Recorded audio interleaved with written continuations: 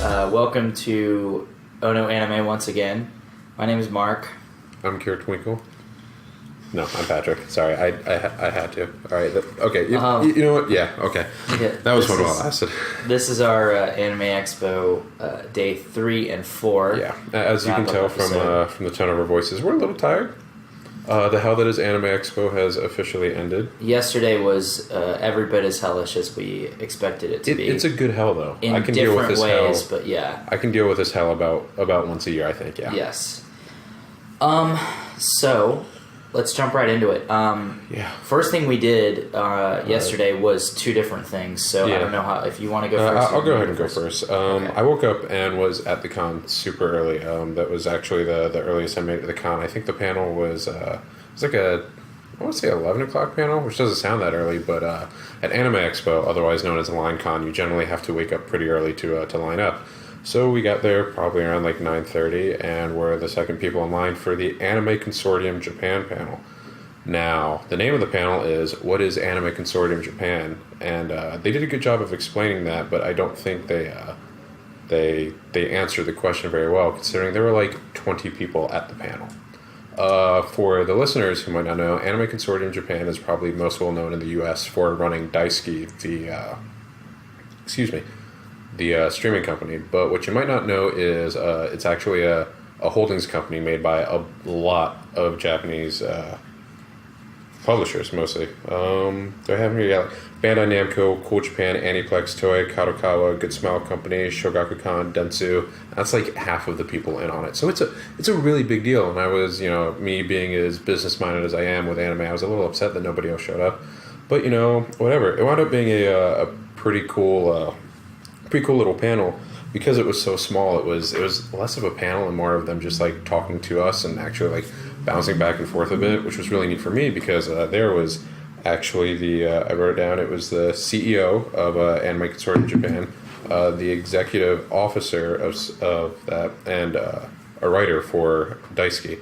And on top of that, they also brought up the head of Lantis, which is a music production company that does the music for Love Live, for basically everybody we talked about in the last wrap up.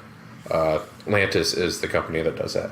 So that was really cool. They're the entire reason why the Anisong World Matsuri even happened this year. And he spoke a little bit about that, he being the CEO.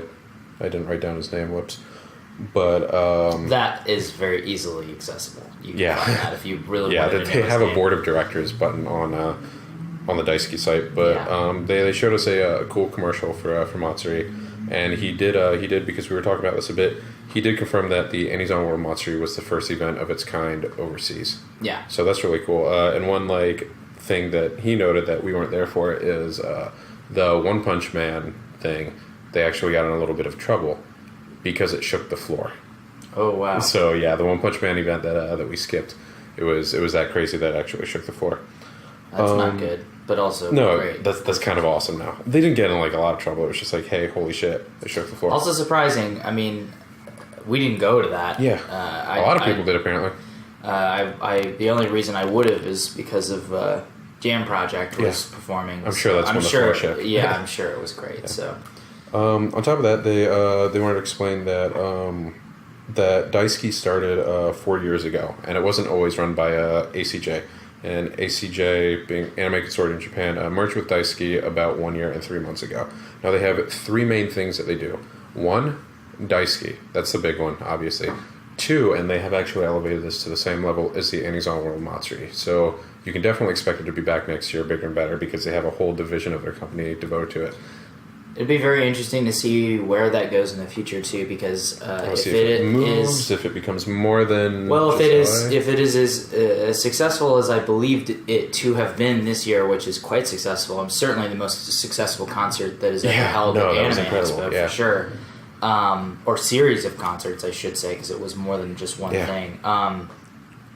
You would possibly expect it to have multiple events. I mean, it wouldn't be surprising to me at all. I sure hope so. Like maybe one in New York or something. I don't know. Yeah. But then the third thing that they did is actually they started a brand new news website called Anime Now, and they had the staff writer there. And actually, if you guys follow any other news sites, you might have seen that the guy who did all the anime related news for Kotaku left a couple weeks ago.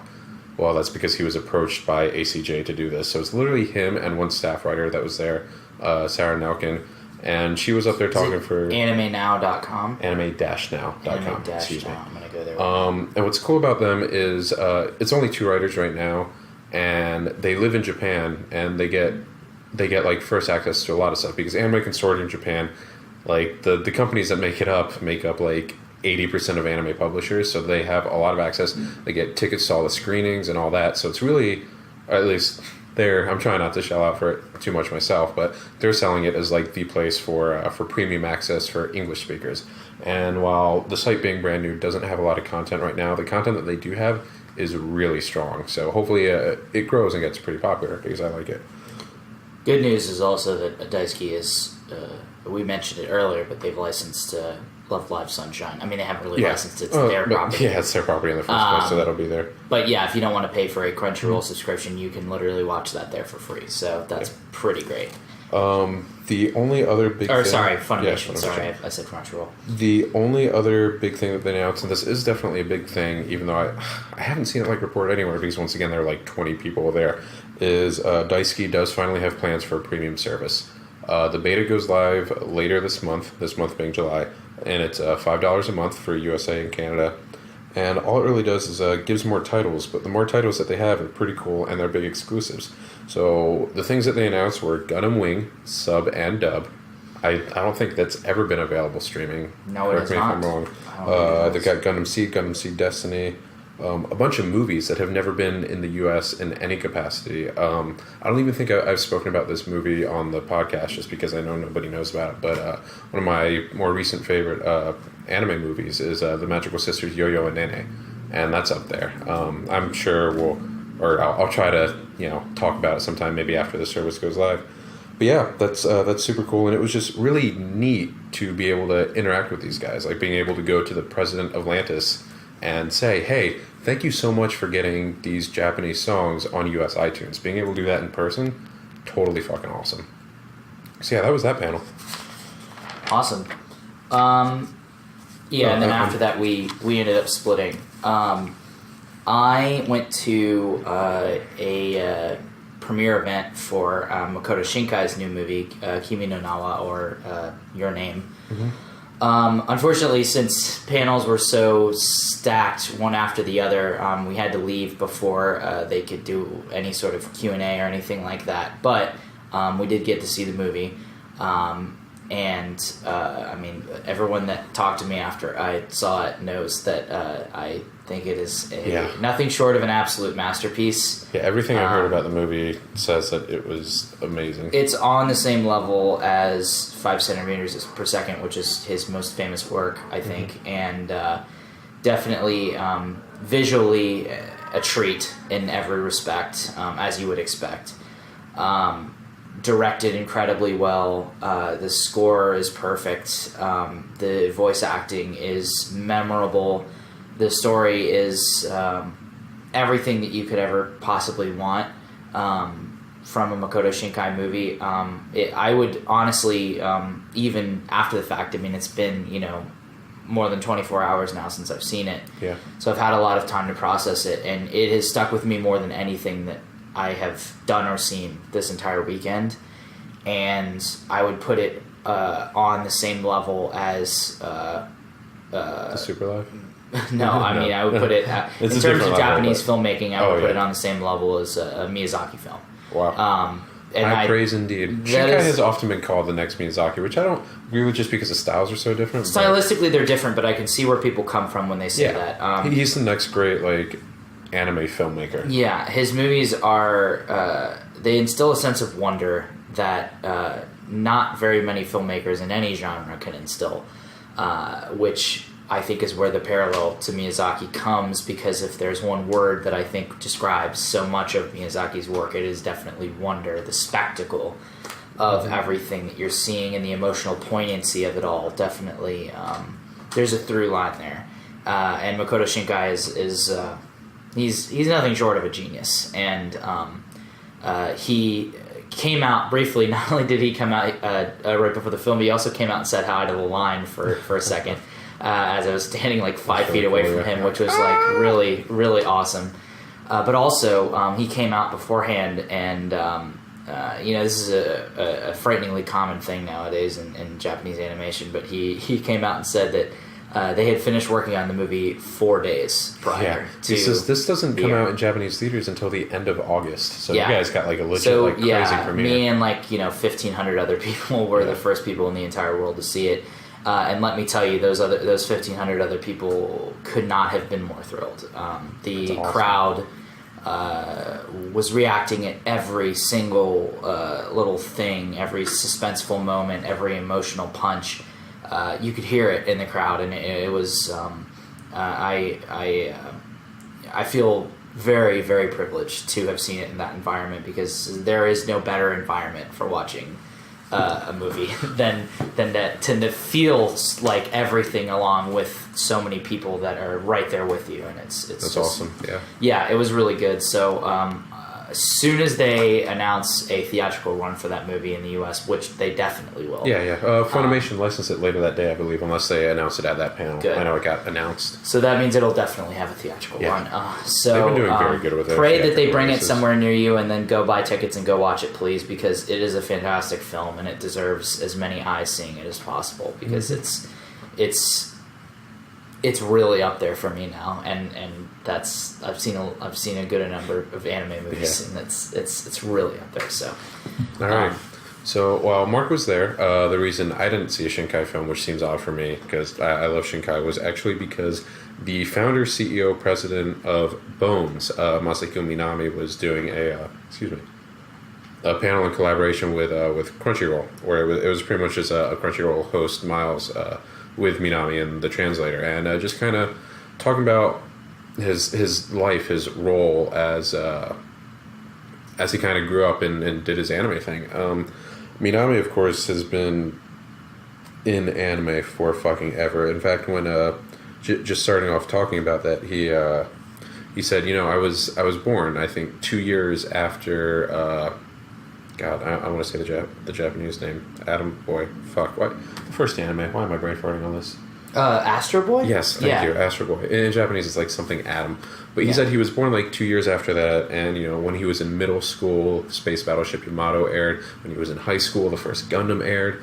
So hearing somebody talk about that from that perspective was really cool, because, there's that, and then there's the whole, being responsible for Cowboy Bebop. That's pretty cool. There were a lot of questions about that, and of course, being at Anime Expo, there were questions about whether it was a conscientious choice to make it, more palatable to a Western audience, and the answer was not really. As a producer, my idea was to make it as episodic as possible, and in hindsight, that worked out really well for the West. And it's in line with my taste as well. And of course, moving forward, we did think about that. I'm not going to talk about that too much, because I'm actually planning. I wrote so many notes. I got like 3 pages of notes on this. Doesn't Minami-san appear as a character in Blue Blazes? Yes, he does, actually, yeah. We've talked about it. I think we must have talked about it on the show. Blue Blazes, real quick. Blue Blazes is a live-action TV series about Hideaki Anno and Sarah Gainax. It is a comedy, but it's also very true. Yeah, it's very enlightening as to this. It's a fictionalized history, but it gives a lot of insight. Yeah, there's like a clique of these animators, producers, and directors that now more or less run the anime industry, and it's about their college life. So Blue Blaze is the first Gainax generation, really. Yes, pretty much. And it's like I said, it's stylized and it's a comedy, but it's very accurate to actual history. Because I had seen that when he spoke about how he went to college originally to do film and TV. And then Space Galaxy Ideon aired, and he said it changed that. And then his friend invited him to go work on something. But I'm trying not to talk about this panel too much, because I'm planning on actually doing a full blog post rundown on it, because I have like 3 pages of notes that I took. It was a crazy panel. It was a lot of fun. So look forward to that blog post. I'm probably going to write that on the plane tomorrow, so it'll be up sometime in the middle of the week, I guess. And speaking of which, I haven't done really any writing, serious writing on the blog other than the bio. So I think what I'm going to try to do is put together maybe my own sort of semi-lengthy recap of the weekend, kind of give my feelings on the stuff that I've seen, my perspective of it, just day by day. We'll have that up at some point this week. Yeah. I'm not going to be in any rush to do it. So blog, onoanime.moe, check that out. Yeah, we'll have a link to it in an annotation at the end of this video. Just go to onoanime.moe. It has links to all of our other stuff, and yeah, we're going to be writing a lot more on there. So, I think with this season, I'm probably going to wind up writing about Love Live weekly. It's something that I've thought about doing previously with things, just something to start writing. Yeah. Why not? Writing is a good thing, and I think we're both good at it. So I wouldn't mind doing more writing. And God knows we don't need to make any more 3-hour videos. So. Yeah. So you went to a few panels in a row that I was not a part of, so I'm going to let you talk about that while I grab a snack. Again, we've talked about this in previous AX videos, but unfortunately, Anime Expo's don't mind me. Anime Expo's organization has been a little bit spotty this year. It's become readily apparent that they've probably grown a little big for their britches, so to speak. A lot of panels yesterday, which is probably the most in demand of all of the panels that I went to, at least. All right, so reach capacity really fast. Real quick. The problem with that is they had, I think, 4 panels. Yeah, 4 panels in a row in the same room. Yes, but 3 in a row.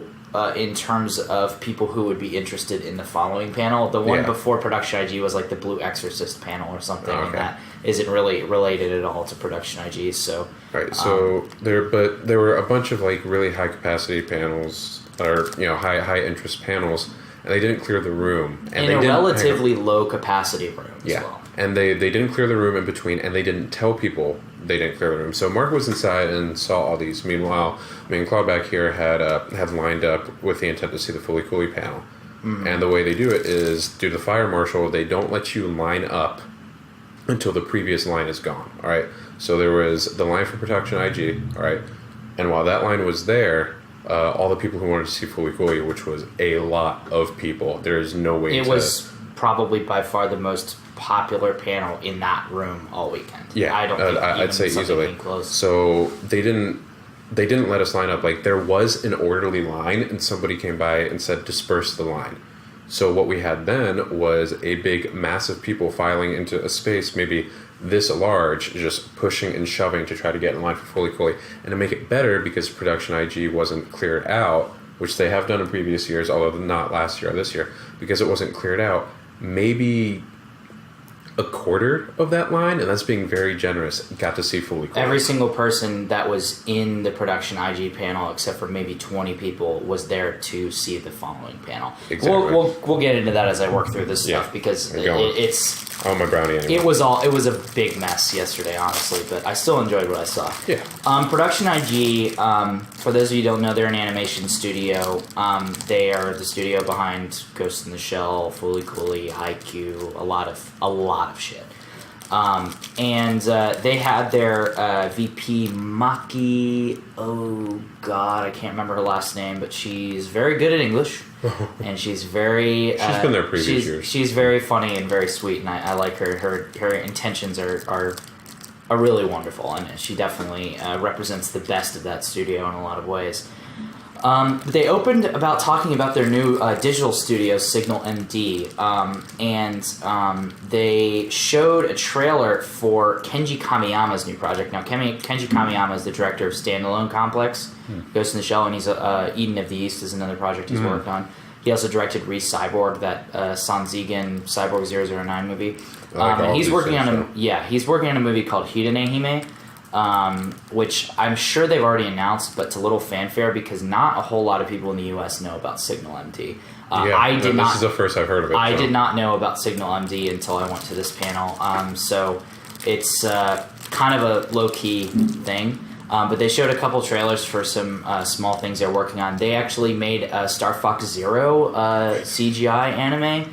that's on YouTube right now. What? In Japanese. Yeah. Okay. I don't know if it's available in the US, but I would suggest searching for it because that's probably what we're going to do after this. Yeah. It looked pretty awesome. So, but they also made they worked on a Pokemon project. It's pretty clear that they're aiming to create digital shorts, probably mostly for video games or supplementary materials. They're almost like an ad agency. But then, they're working on Hirone Hime, which is interesting because it's an all digital project, but it looks very much like a 2D, sort of hand animated kind of film. I mean, it's very much going to be in the style of Kenji Kamiyama, who is no stranger to CGI and special effects. So I'm sure it'll be good because he. Do we know what it's about?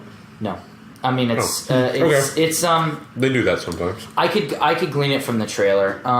It's about I'm thinking of something else. Nope, we don't. Okay, cool. Yeah, I'm thinking of another trailer that I saw for something that they already announced. I don't need to talk about, but probably the biggest thing, other than something later in the panel, was they showed a trailer for Perfect Bones, which is the Netflix exclusive anime that they're doing.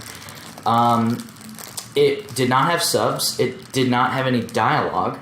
Guess you don't need subs in it. 45. It was about 45 seconds long. The only thing I wrote down for it was that it looks like Lupin the Third mixed with Ghost in the Shell. All right. So it looks really good. They also revealed in the Q&A session later. I'll talk about that more. But when Maki was asked whether or not the budget for Perfect Bones is larger than the average anime that they make due to the fact that they're working with Netflix, who has a lot of money, she said in a very core manner, yes. So, and it looks very good. It looks very much like a high-level, top-tier production IG project. So at least it will look good. I cannot speak for the story because I still don't know what the fuck it is, but it looks really cool, and I'm very excited to see it because the character designs are very interesting looking. This will be the actual first Netflix original, even though they put that in front of everything. True.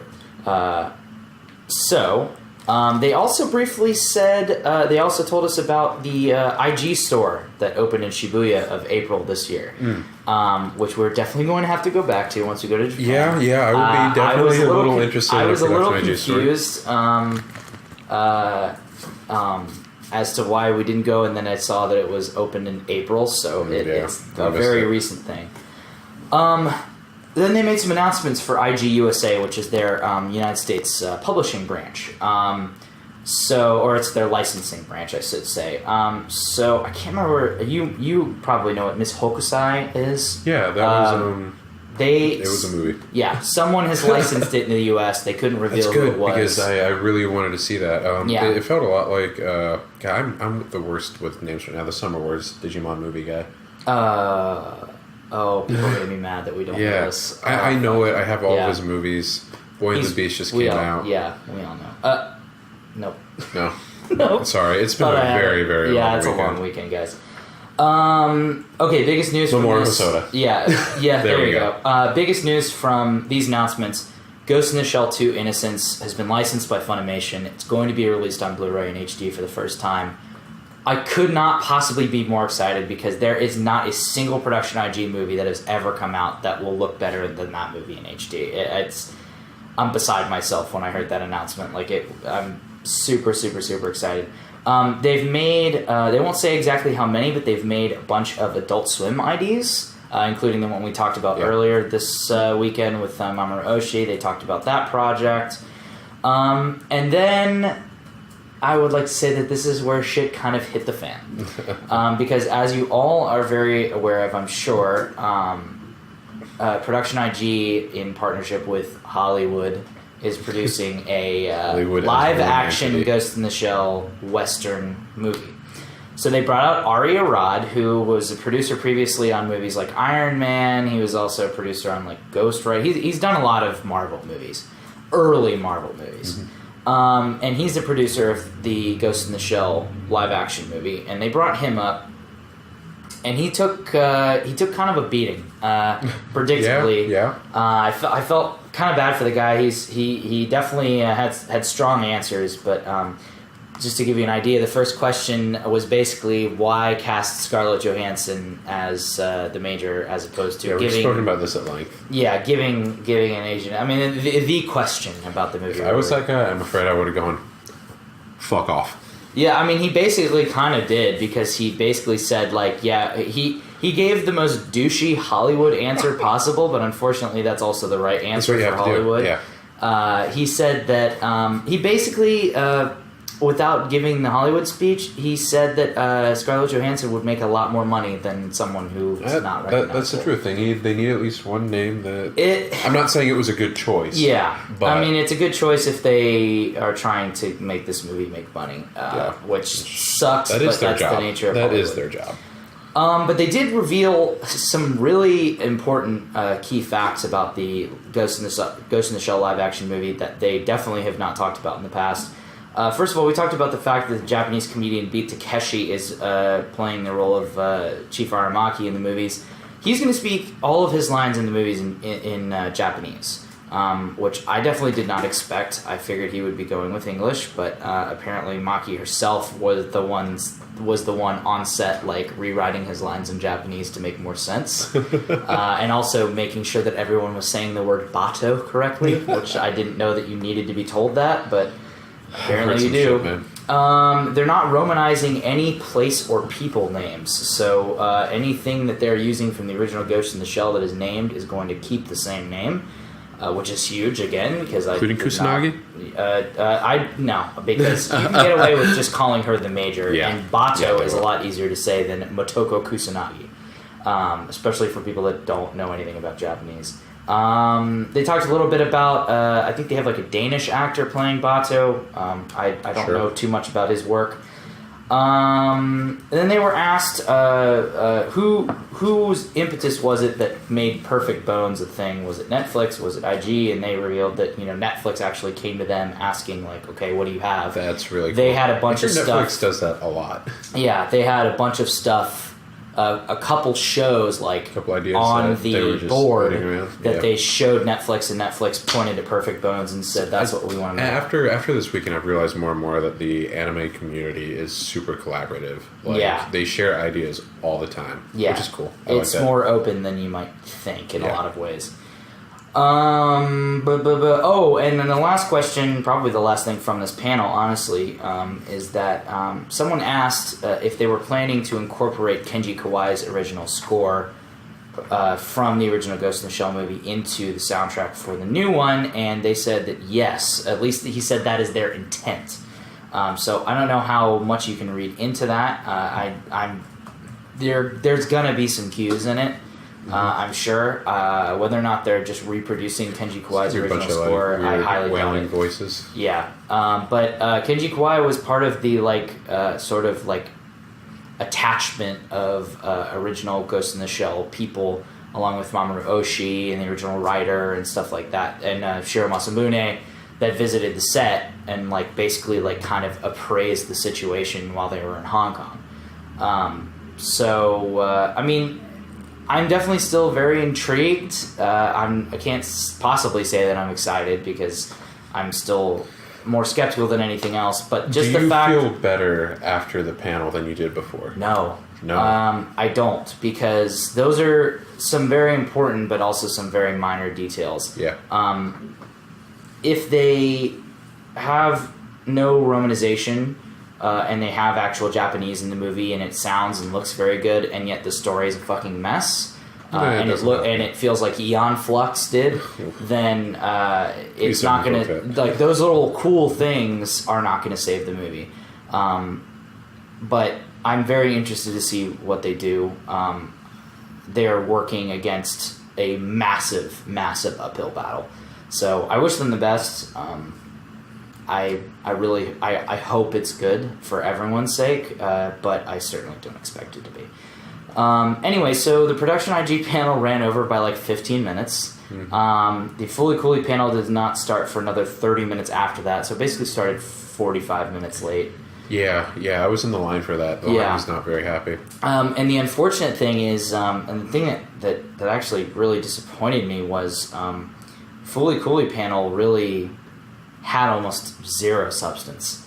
The only thing that they officially confirmed or announced is the fact that the Pillows are indeed returning to do the soundtrack.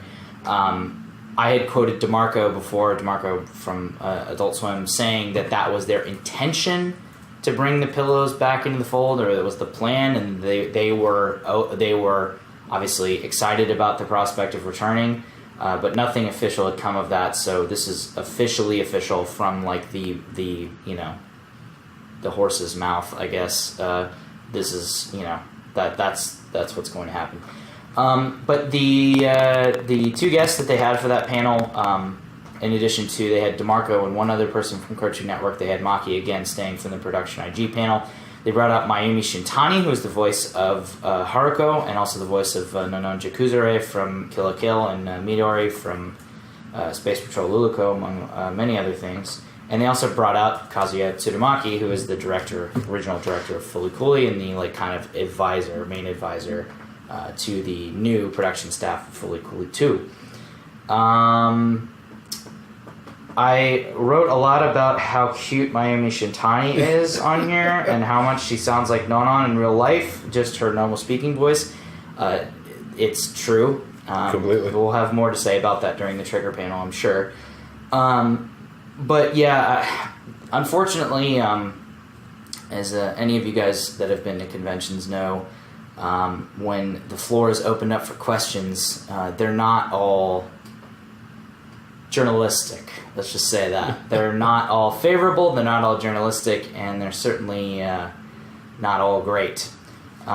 So this is unfortunately where a lot of time was wasted. I think the actual panel itself was only 30 to 45 minutes long.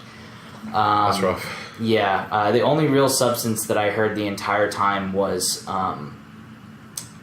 someone came up and asked, and this is actually an urban legend, I'm sure everyone that's dug into Fully Cooley's history has seen sort of like stories of how there's some sort of real life event caused them to like change the ending because they thought it was too dark. And Kazuya, and they asked him, this guy asked him like, if you were to do it over again, would you keep the same ending or what? And Kazuya Tsurumaki was actually like, what you heard is actually the complete opposite of what happened. I wanted the ending to be much lighter, and only like when my writers came to me and was like, we can't do this flowery shit, we're Gynax, were they basically like forced to make a sort of a darker ending. I can see why that rumor exists, though, because that's happened more than once. Oh yeah, no, it's a very common thing. We all know Nice Boat. Yes, Nice Boat. But and he gave a little bit of insight into like what they're doing at Kara now with the Animator Expo shorts. So that was interesting, but honestly, not a whole lot of substance for Fully Cooley 2 panel, unfortunately. So let's move past that and talk about when Claude and Patrick finally did get into the room. So we were. What happened there is, honestly, we probably wouldn't have been able to fit into the trigger panel, but so many people were angry when the guy got on the megaphone and said, "Hey, Fully Cooley is full. We're killing the line. You are now in line for trigger." Like, everybody just left, so we wound up being maybe 30th. And a ton of people left after the Fully Cooley panel as well. Yeah. So everyone that wanted to get into the trigger panel, thankfully, I think did. And they actually waited for the room to fill to capacity before starting it. So trigger got started a lot later, which kind of sucked because we were waiting to go to the band battle at that point. But we're getting ahead of ourselves. Yeah. So the trigger panel started. That was awesome. These are always great panels, and I look forward to them every year, which is why I let it eat into the band battle time. So this year they had Sushio. We all know Sushio, character designer on Kill la Kill, and just great animator overall. They had Mai Oniyama, who is the character designer for Kiznaiver, and we learned she did a lot more than character design. She shouldered most of the art direction. She was the animation director on it as well. She was the AD on most episodes. On episodes that she wasn't, she still touched them. She did most of the backgrounds. She did a lot of the layouts. She, I don't think she animated much herself, more than touching up other people's stuff. Yeah. But so we also learned that Sushio did a lot more animation than I thought. Yeah, Sushio did a lot of the emotionally impactful scenes, as well as all the action, really. Which is really interesting because until they had brought up Sushio's kind of specialty as being that, I never really thought about it, but then I was thinking about it during the panel as they said that. I was like, man, really, is it? And then I thought about when we were putting together the Fully Cooley video, and we were taking cuts of everyone, and Sushio was one of them before he was called Sushio back then. And the scene that I ended up picking was again, a very emotionally impactful scene where someone was yelling at someone else, and there was a lot of like emotion on the characters' faces and a lot of body movement. And it's true. Like, they actually really showcase that he's really good at over the top emotions, like yelling and crying, but that he also is really good at handling the more subtle ones, where like somebody's sitting outside of a door, like twiddling, stuff like that. So that was cool. Then they had Iwasaki Shota there, who was an episode director on a lot of stuff, and then right now, but I want to say Koyama Shigoto was the other guy. He's one of the many creative minds at Trigger. He did some designs for Inferno Cop and Luluko. I think he's pretty much just Himemiya's like best friend. Yeah, they get along very well. Basically, just a production designer. I mean, he does. I think producer might actually be his title. He might be a producer. Yeah, I don't know, but so they started out just talking about Kiznaiver, obviously, because that was one of two shows that had just finished airing, and we did learn a lot about Mai Oniyama, who isn't all that well known. Interestingly enough, she was an animation director on Kill la Kill, and animation director, you guys might not believe it, is actually like a step below character design in like the animator rung. So she impressed Sushio so much that she got promoted like immediately to character design for Kiznaiver, and now Sushio spent about every other line just saying how worried he was that she was already better than him and is going to leave him in the dust. Yeah, they've emphasized very much that Yoneyama is like there's a Kohai Senpai relationship with Sushio there. But one thing that they said is, obviously, and Yoneyama said this herself, that a lot of what Trigger does is the word they use in Japanese was gori, with like thick lines, kind of burly, more impactful. Whereas Kiznaiver obviously heavily stylized. Yeah. Whereas Kiznaiver obviously wasn't that, and Wakabayashi was there as well. Waka Geek, he's one of the bigger producers there. He said moving forward, Trigger fully expects to utilize her in roles for shows that require more of a delicate touch, like Kiznaiver, which is really cool. Seeing how well she handled everything that was thrown on her and how much extra work she took for Kiznaiver makes me really excited to see what else she gets to do at Trigger. Yeah. There was a lot of like really fun information about Kiznaiver in there. Like they went around and asked Iwasaki Shota and Yoneyama Mai who like their favorite characters to draw, their least favorite, the easiest to draw, and stuff like that. And we had some fun answers, like Iwasaki just saying that he liked what can't I think of her name? Nico? No, not Nico. Iwasaki liked the glasses one, the writer. Maki, just because she had big tits. And meanwhile, of course, Yuta was the easiest to draw because he has the fewest lines. The simple answer. And then Nico was the most difficult to draw because she has the most lines. Yeah. So just it was a lot of like inside making of stuff, like how Yoneyama actually mimicked Miwashiro's manga Dogs. Miwashiro being the original character designer, whereas Mai adapted them for anime use. So a lot of like really cool inside info like that. Yeah. They also, I guess, I'm trying to think of the timeline of the panel because I didn't really take too many notes. They did Kiznaiver, and then they went and did pretty much the same thing with Luluko. Yeah. So they talked a lot about Luluko. They, what was the designer or the producer's name they had there? Not Wakagi, the other one. Shigeru Koyama. Yeah, so they went into a lot of, Koyama did a lot of designs for Luluko, specifically Over Justice. Yeah. They talked a lot about Over Justice. About his design and like how much, oh my god, talking about the design of his desk had me cracking up because every single part of that desk is actually like super involved. Like, oh yeah, this is the gate to hell. Oh yeah, this is a depiction of this god holding up to the end. Oh, this was originally an ICPD badge from Inferno Cop, and then I had like changed the design, and here's like the original like sketch that I did like on my computer, and like I did this like on a plane flight somewhere. Like I mean you could see the lineage. It's really. I think awesome. The best part of that though was the fire. We learned that the fire, and now I cannot unsee it. The fire behind his like head is based on a pot leaf. It's a pot leaf, which is and obviously everyone in the room being in California. Yeah, big fans. We got a kick out of that. We get to see some of his earlier designs before he was like sitting behind a desk. He looked a lot more like Inferno Cop because obviously he had worked on Inferno Cop a lot before this and worked very closely with Amamiya, who really only was on Luluco just to provide over justice. That was really the only reason. He directed one episode. He actually directed at least part of the Kill la Kill episode. Yeah. You could definitely see some Ninja Slayer in there for sure. Now, Koyama talking about the show was funny, and then I don't remember if it was Walker or Sushio, but they said, and this is a direct quote, that they brought in Koyama Shigeru halfway through because they brought him on as the, quote, justice director because his sense of justice is the strongest in the anime industry. And also said this is the first time that there's ever been the position of justice director. Which is pretty hysterical. Which is literally I did not notice only that in the just credits, for over justice. Yeah.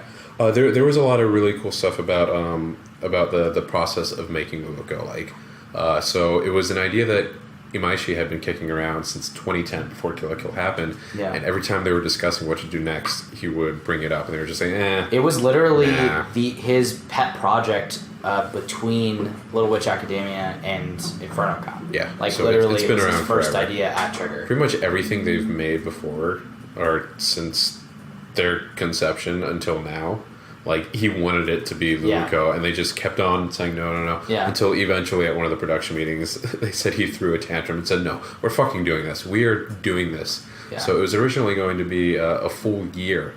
Yeah, and they kept on, episodes or something like that. They kept on working on it, and just couldn't make it work. The script kept on being boring, and then one of them said, we should just cram 4 seasons that we have planned into 13 episodes, and then they cut it even more to being 5-minute long 13 episodes, which turned it into this Space Patrol Monster of the Week comedy into, they said, a typical Imaishi work, which was really really funny to listen to. Luluco definitely represents everything that I love about Imaishi, and I think anyone that is an Imaishi fan loves about him. Yeah. It's just funny because it's not very close to what he was going for originally. No, I'm sure he still loves what came out of it. He wasn't there, but yeah, he definitely seems to be proud of what came out of it. As he should be. But as part of discussing Luluco, they actually brought back out Mayumi Shintani from the previous panel, who was the voice of, like I said, Midori on the show. She was really funny. She's the best. She knows how to play the crowd. She really just is. I've been wondering this for a while, or I've been thinking about it for a while. She very clearly has a big relationship with the Gainax generation because she's worked on so many of their shows, and she's not a very popular voice actress in Japan at all. Yeah, it had been forever since she got a role. Until, she does not work a lot. If you look at her work history over the past 12, 13 years, it's basically just been Fully Cooley, Ano's Cutie Honey movie, Kill la Kill, Luluco, shit like that. Have been her most important roles. So that's kind of shaped her career, and it definitely kind of came out in the panel, because while at the Fully Cooley panel, she was very, she didn't get asked a lot of questions, so I might be reading too much into it, but she just seemed very... she was super grateful. She seemed a little out of place, which is weird to say about a Fully Cooley panel, but she definitely, when she came out on stage with Trigger... She opened up. She seemed exactly like I thought she was. She pretty much quoted her characters all the time. Yeah. Most of her speaking time was talking about shit if you give me 6 frames, I can yell Kusoga. Yeah. And shit like that. She's just giving everyone exactly what they wanted. She came out, she's, in typical Japanese fashion, completely underestimating how much the crowd knows about all of her work. Yep. She said, I'm the voice of Midori, and then she said, I'm also the voice of Nanon Chikuzure, and everyone just, went ape shit, and I could tell she was surprised. Yeah. Because, that's, really, really popular character from that show, so she just started, quoting lines off from the show. People yelling Nani Sore at her, and she yelled back, this is so good. So good. She's everything that I hoped she would be, and it was really neat insight into... She commanded the crowd to call her Nonon-sama. Yeah. was a really neat insight into something that I had suspected to be the case, but basically confirmed it. That they're all just kind of friends, and they give her work because they like her voice, and God knows I love her voice, and it's really hard for me to say that she's not my favorite Seiyu now because she was pretty great. She's really wonderful. So after that was, of course, it's not a Trigger panel at Anime Expo without them announcing something or showing us some secret that they aren't allowed to show. True. From my understanding, I haven't seen them at any other convention, but apparently they do this every convention, which is cool. Yeah. So the big elephant in the room was, of course, the Little Witch Academia television series, which was announced at the end of Luluco. Mm-hmm. And they gave us the big piece of news, which is that it is coming to Netflix in 2017. Yeah, that's huge. Now that I've listened to you talk about the previous panels, I wonder if that means they get Netflix money too. Yeah, I hope it does. Yeah. I don't. The thing is about the Little Witch Academia TV series. I don't know if they have the same sort of relationship with Production IG, or with Netflix as Production IG does. I don't know if this was something that they announced and then Netflix was like, hey, we want to pick that up, kind of like Kuromakuro. Mm-hmm. I don't know if it's something like that or if it's something they were working with Netflix on. I think honestly it's the latter, just because the first Little Witch Academia happened as part of the Anime Mirai project, so it was literally subsidized by the government. The second one, they shopped around for a long time trying to get it done the normal way, the proper way through production committees and everything, and couldn't, and then went to Kickstarter. So I wonder if Netflix stepped in and said, hey, you guys had to kickstart the last one, or maybe if they decided to go and ask Netflix, because they have a lot of connections with Western companies now. That's just kind of their shtick. So we'll probably never know the answer, but it's something interesting to think certainly about. hope that they get Netflix money, because seeing what they were able to do with the money that they got from Kickstarter for even 45 minutes was everything I could have dreamed of. So if they can do that with an entire TV series, I will wait until like 2050 for something like that. So they showed, or rather, Marcus said that he snuck onto Yoshinari's computer and stole some concepts, which may or may not be the truth. You never know with Trigger. Oh shit! I'm sorry. Before we get into that, they actually showed a brief video from Imaishi. Talking about Luluco and stuff like that, and he also kind of dropped the bomb that he's working on 3 projects. 3 projects. I knew none of which he can talk about. We know one of them is Mecha. Yes, he said that at a previous panel. We said that at Anime Next. We don't know what the fuck the other 2 of them. Yeah, no fucking telling. Honestly, I would not be surprised, because it feels like a logical next step for them if one of, if not his next projects, one of Trigger's next projects is a movie. Yeah, I would not be surprised. That makes perfect sense. I would not be surprised if a feature film was in the cards for Trigger at some point, because they've done so much else already. That seems like the logical next step for them in a lot of ways. So, or live action. Nah. Imaishi's directing a tokusatsu. I feel like that actually would totally fucking work. Yeah, it would be the dumbest thing ever, but so they showed a good deal of concept work, a lot of character stuff, and it was all Yoshinari's drawings, which are always incredible, amazing. Weren't allowed to take pictures or anything, but there's really not too much to talk about. Like, we saw some cool, like, I guess English Victorian, not even Victorian, I don't even know what they call them. Just, almost like French post-medieval kind of like Gothic-ish looking Harry Potter shit. You guys know what Harry Potter setting is. They showed some new characters look like. We saw some more teachers. Male characters. Yes, that's first.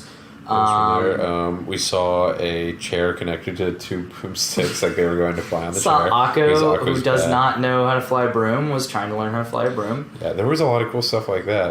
We saw a little bit of the characters from Little Witch Academia too, so they'll be appearing in the series again, thankfully, because they're the best ever. And they showed what's his name's little animation when they announced it. Porigoshi. What's his actual name? Like Hori something.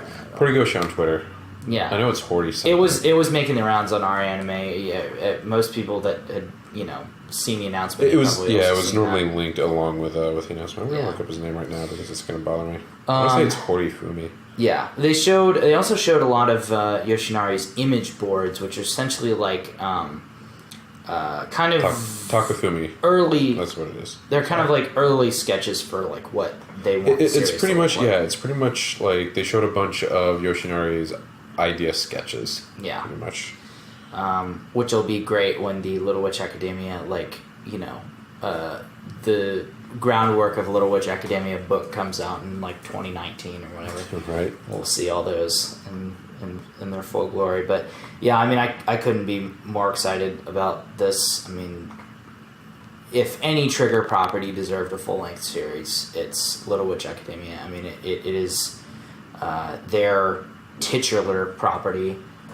It's the one that they have had the longest and is arguably the best.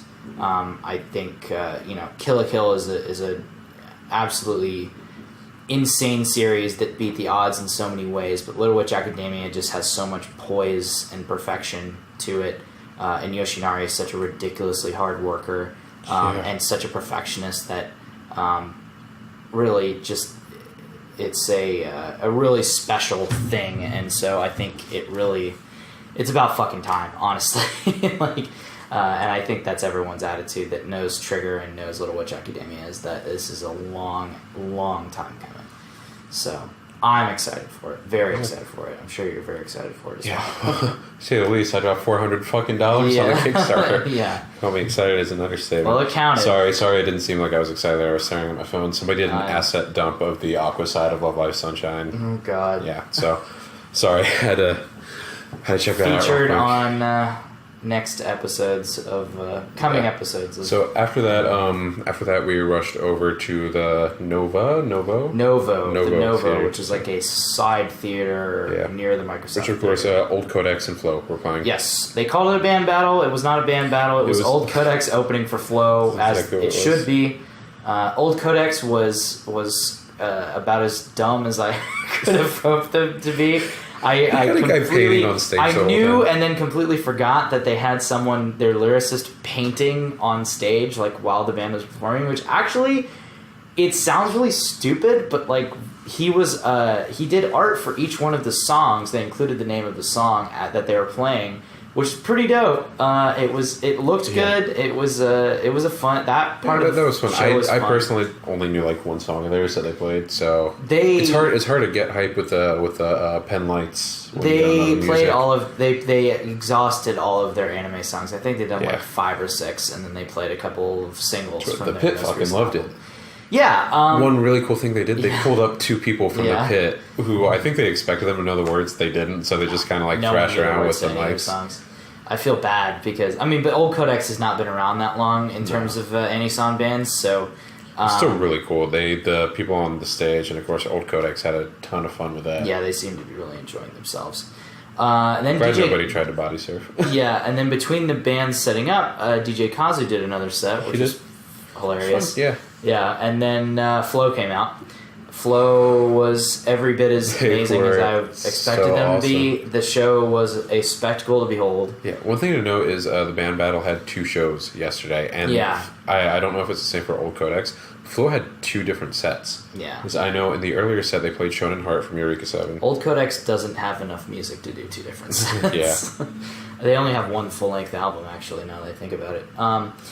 But Flow, for those of you guys that don't know, I mean, they're among the gods of Anisan bands of the 90s and 2000s. They've been around forever. Code Geass, Naruto. Code Geass, Eureka 7, Naruto, Seven Deadly Sins. They've done multiple like Naruto, Eureka 7, and Code Geass openings.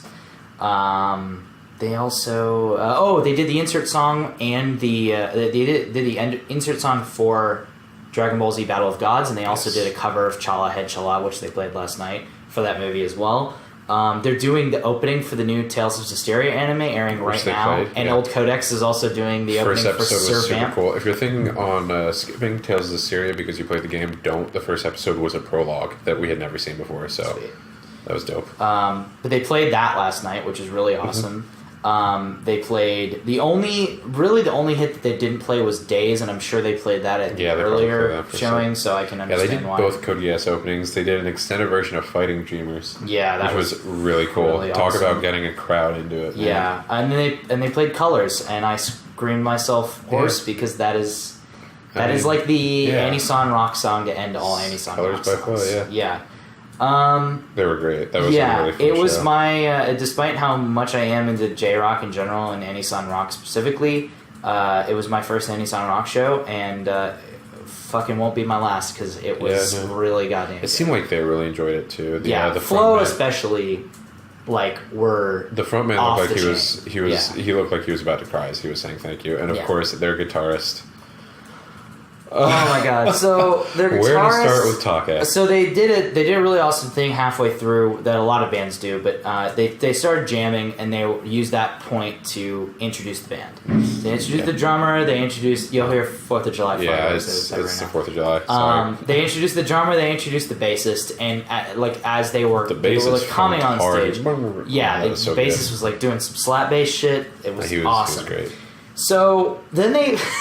They introduced the guitarist, and you hear this just like beatbox shit about like happening, and then he runs on stage, no guitar, with full body Christmas light suit, and starts like dancing and like throwing picks in the crowd and directing people. Then the music stops. Then he stands there for like 5 minutes just staring at the crowd while everyone's like going ape shit. Yeah. We're in the back like we're dying flipping our shit laughing. Yeah. Like I am. This is the funniest fucking thing you have to I've understand. Seen. This looks like a Mighty Boosh routine. Like the dance, like everything. It really looked like a Mighty Boosh routine.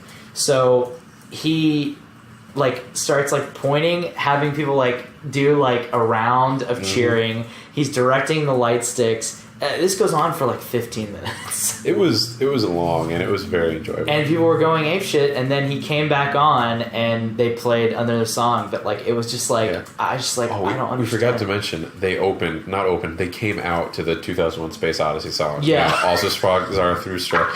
And that just kind of made us crack up from the beginning. It's like, who does this? Everybody's got the pen list going, oh, so good. You know, it was so good. Anisan Rock has a very, very specific reputation for being dumb as hell. And Flo and Old Codex, like, they fulfilled that promise in every way. Yeah. It was so stupid, but like the best kind of stupid. I loved it so much. It was a very good time. It was really a privilege to see Flo, especially live, is so good. Musically very talented as well. But they seem to have a good time. I sure as hell had a great time.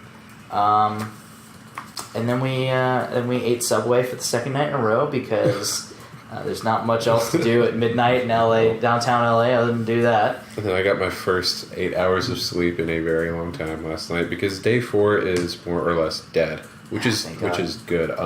I did go to one panel. I went to the Kadokawa panel, which turned out to be more of a Kadokawa / Yen Press panel.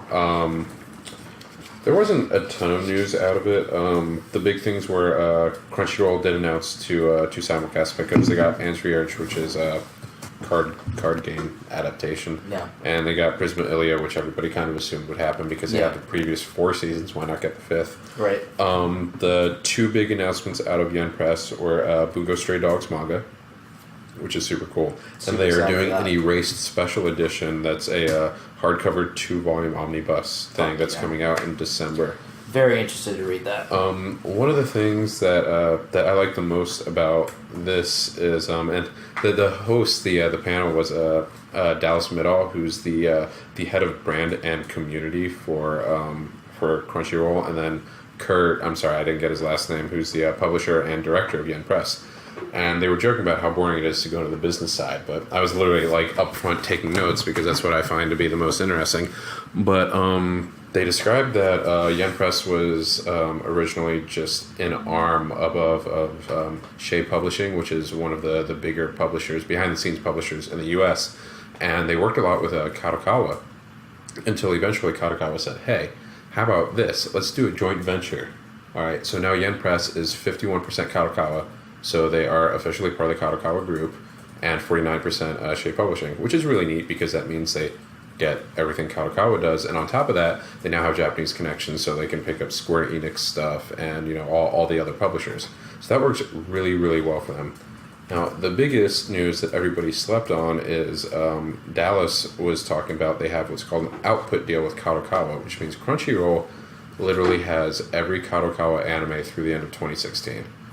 And Kadokawa, I don't know if you guys, viewers, know, Kadokawa makes a lot of anime. Like, 50%, like, so many big things. I don't even know where to start. But that was super cool. And then there was, I feel like I'm forgetting one big thing. Probably. It's been a long day. That was pretty much all I did. Didn't tell me about it if that, but... Yeah. I, in the meantime, got a chance to go to the exhibition hall and check out the PA Works exhibit. That was really interesting. They had a lot of shit on display. Probably my favorite thing that they had on display was they had that like weird like feudal Japan Gurren Lagann the core drill. But I remember seeing that like a long time ago and not understanding what it was or like where it came from. Seeing it in person was like really surreal because I was like, holy shit, this is real. I didn't just like imagine this. This isn't just like fan art on DeviantArt or something. But it was really cool because I got to see a lot of behind-the-scenes stuff from PA Works shows that I really like Haruchika. They had a good showing there for that kind of stuff. Mm-hmm. They had a lot of stuff from Charlotte, surprisingly. So cool. They had a lot of like replica uniforms from the show and like costumes and stuff and like keyframes and that was super cool. They had stand cutouts of all the female heroines from their shows. And I completely forgot that they were the ones that did the Professor Layton. Yes, they did the Professor Layton. They even had stuff from like commercials that they did, which was super cool. They also had a lot of like tie-in with like Japanese tourism for like all of the places. I don't know about you, but I actually filled out the pretty awesome questionnaire for that.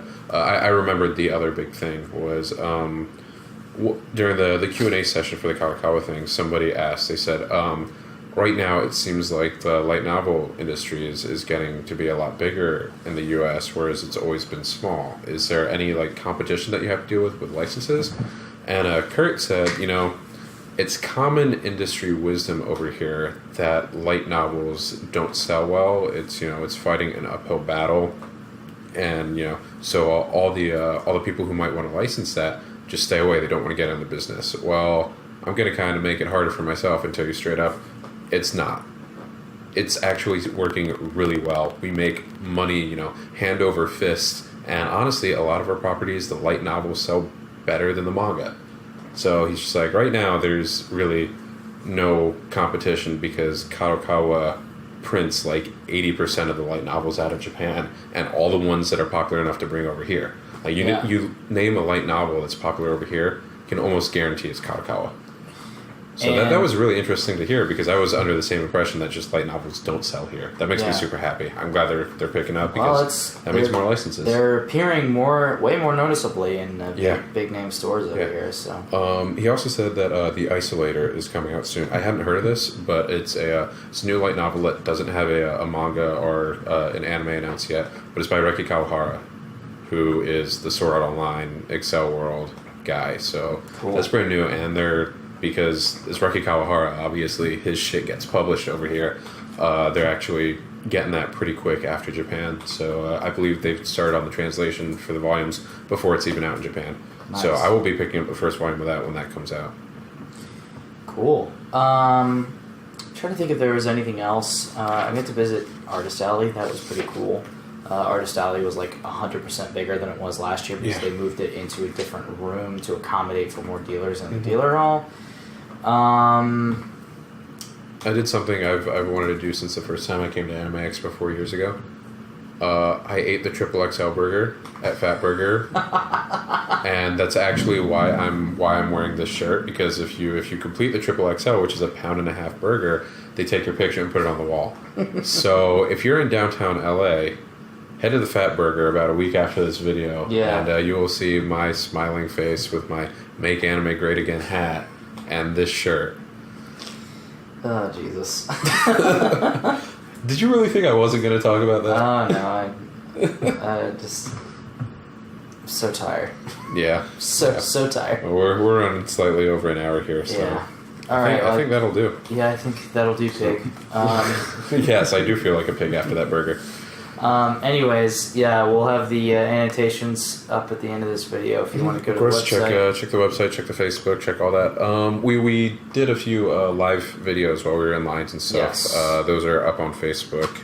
Yep. This weekend we're doing our live stream for the... Yeah, we should talk about that. This weekend, July 9th, 4 p.m. Eastern Standard Time, we are doing our, seasonally live stream event, which is our awards for the spring 2016 season. anime season. Even though we're literally rocketing right into summer, and we need to get to that. I've spent most of the day today watching summer anime, and it feels great. Yeah. So please tune in for that. It will be a fun time, hopefully, and we will definitely have some good stuff to talk about. So please tune in there. It'll be on Facebook. It'll be on YouTube, and we're probably going to be starting a Twitch page. Yeah, and I need to get that working. Yeah, we'll get on Twitch, and again, that'll be linked through our website anyway, so you'll see it when it pops up. But until then, one last thing I have to say. This is a personal note of mine. Today is the 4th of July, which means above all else, Kuromukuro is finally fucking out on Netflix. Go watch it. What are you doing? Yes, it's really good. Binging that when I get home tomorrow. I've already watched 6 episodes of it today. Again, it's really good. Go watch it. So yeah. All right, y'all. Well, until next time, we'll say goodbye. Please keep an eye on the website for all further everything else, and we'll see you on Saturday for the live stream event. Yep. Have a good one, guys. Bye, guys.